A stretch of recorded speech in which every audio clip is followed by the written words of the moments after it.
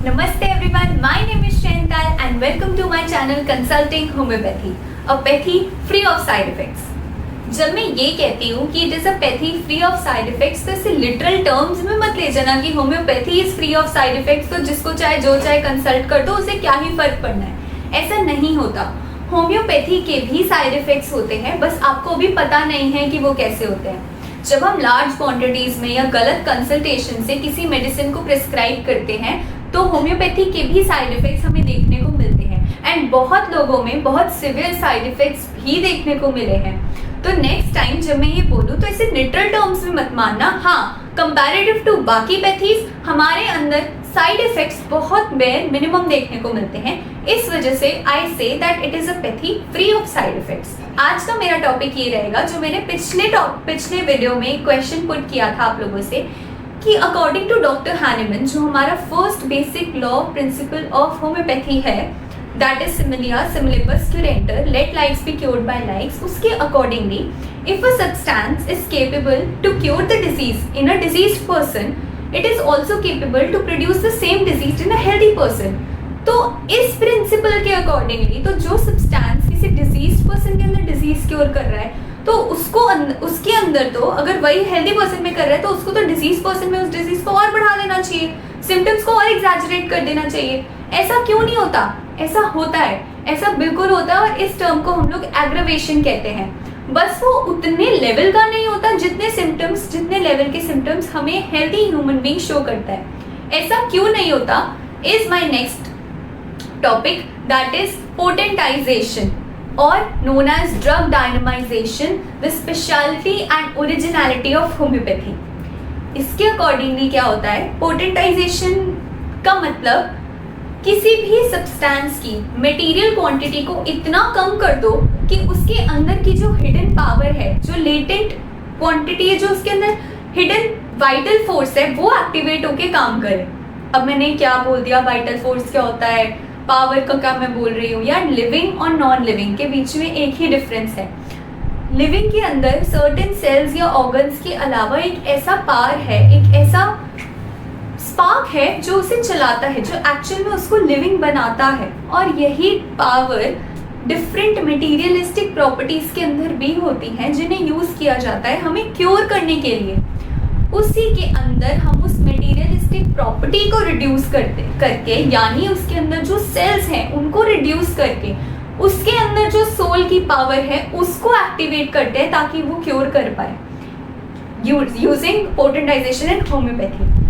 Potentisation, drug dynamization, scales in homeopathy, ये मैं जो भी टर्म्स ले रही हूँ सबकी definitions for the first year students बहुत ज़्यादा इंपॉर्टेंट है फॉर रिटन एग्जाम्स।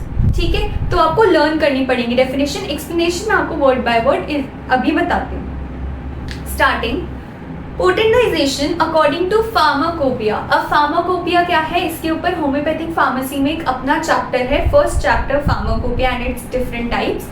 वो जब हम फार्मेसी स्टार्ट करेंगे तब मैं आपको बहुत अच्छे से क्लियर करूंगी। अभी फार्माकोपिया बस आप ये समझ लीजिए एक ऐसी सुप्रीम बुक है, एक ऐसी बुक है जैसे कॉन्स्टिट्यूशन ऑफ इंडिया है, उसमें रूल्स एंड रेगुलेशंस है जिसके थ्रू हमारा इंडिया या फिर हमारा नेशन चल रहा है। ऐसे ही फार्माकोपिया भी एक बुक है जिसके अंदर कुछ रूल्स एंड रेगुलेशंस हैं जिसकी वजह से होम्योपैथी वर्क कर रहा है। चाहे वो मेडिसिन बनाने का तरीका हो, चाहे वो मेडिसिन डिस्ट्रीब्यूट करने का तरीका हो, चाहे वो मेडिसिन लेने का तरीका हो, सब कुछ इस फार्माकोपिया के अंदर मेंशन है और हमें उसी के हिसाब से चलना पड़ता है। Detail will be explain when we will start the chapter 1 of homeopathic pharmacy. ठीक है, तो पोटेंटाइजेशन फार्माकोपिया ऑब्वियसली बुक के अकॉर्डिंगली पोटेंटाइजेशन क्या है कि it is a mathematical mechanical process. What is mathematical mechanical? Mathematical मतलब कैलकुलेटेड, मतलब बहुत ज़्यादा तरीके से किसी क्वांटिटी में किसी चीज़ों को लिया गया है और उसके बाद उस एक प्रोसेस को फॉलो किया गया है ताकि उसके अंदर जो मैकेनिकल चेंजेस हैं वो चेंज आ पाए और उसकी मटेरियल क्वांटिटी रिड्यूस होकर उसकी पावर या इंटेंट लेटेंट जो पावर है वो इनहांस अराउज हो जाए।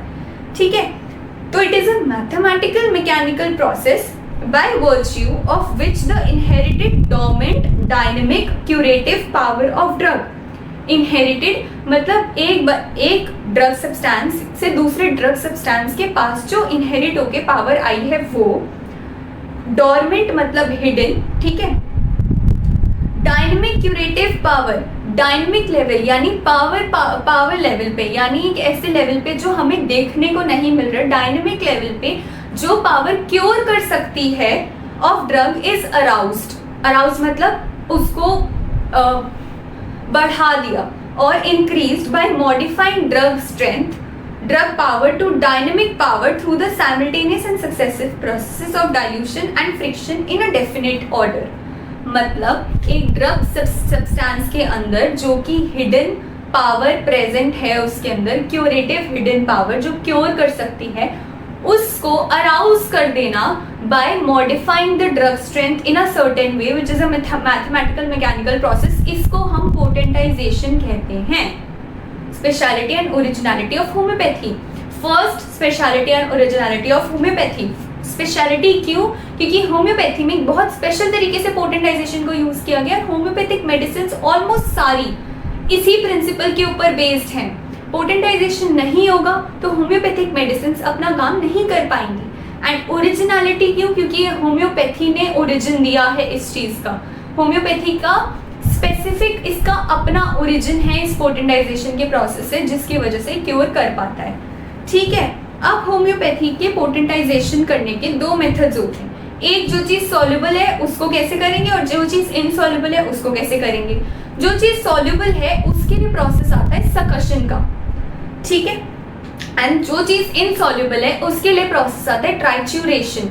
ये टर्म्स क्या होते हैं हमारी फर्दर वीडियोस में आएगा, जिसमें सकशन पे मैं सेपरेट वीडियो बताऊंगी और ट्राइच्यूरेशन पे सेपरेट। अब डिफरेंट स्केल्स भी होते हैं होम्योपैथी के पोटेंटाइजेशन करने के लिए, which is X C and LM, that is decimal scale, centesimal scale and 50 millesimal scale. आपने बहुत बार देखा होगा होम्योपैथी की मेडिसिन के आगे, for example belladonna 30C, rhus tox 40X। ये X और C क्या है? Decimal scale, centesimal scale. इसका मतलब 10th स्केल, 100th स्केल या 50,000 scale which is LM scale. इन स्केल्स के ऊपर पोटेंटाइजेशन को किया गया है। कैसे किया गया है, क्या होता है, ऑब्वियसली इनके ऊपर भी अलग वीडियो आएगी, सब कुछ एक में नहीं आएगा। तो धीरे धीरे आप बने रहो, धीरे धीरे मैं आपको सारे टेक्निक्स बताऊंगी, trituration, succussion, scales of homeopathy in potentization. बहुत आराम से क्लियर होगा और सारा कॉन्सेप्ट आपको इतने अच्छे से लर्न हो जाएगा कि आपको दोबारा बुक उठाने की जरूरत नहीं पड़ेगी। ये अगर आप मेरे को अच्छे से सुन लोगे तो यू विल रिमेंबर कि मैंने आपको क्या बताया। और सबसे कन्वेंशनल मेथड इस पोटेंटाइजेशन की वजह से ही जो मेरा टैगलाइन है कि homeopathy is free of side effects, वो इसी वजह से मोस्ट ऑफ द टाइम्स पूरा हो पाया है। तो ये हमारा जो वीडियो था वो पोटेंटाइजेशन के ऊपर था। और पिछले जैसे मैंने तो उसमें पूछा था कि आपको 5 सब्जेक्ट्स में से कौन सा स्टार्ट करना है, I guess anatomy will be the best to start with, क्योंकि वो सबसे ज़्यादा वास्ट है, सबसे ज़्यादा इम्पॉर्टेंट है। तो ऑर्गन या एनाटॉमी में से जो भी आपको प्रेफरेबल लगे प्लीज़ कमेंट्स में ज़रूर बताना। And let's see for the next video. Thank you so much for watching. Please like, share, comment and subscribe to my channel consulting homeopathy. Stay healthy with homeopathy. Bye bye.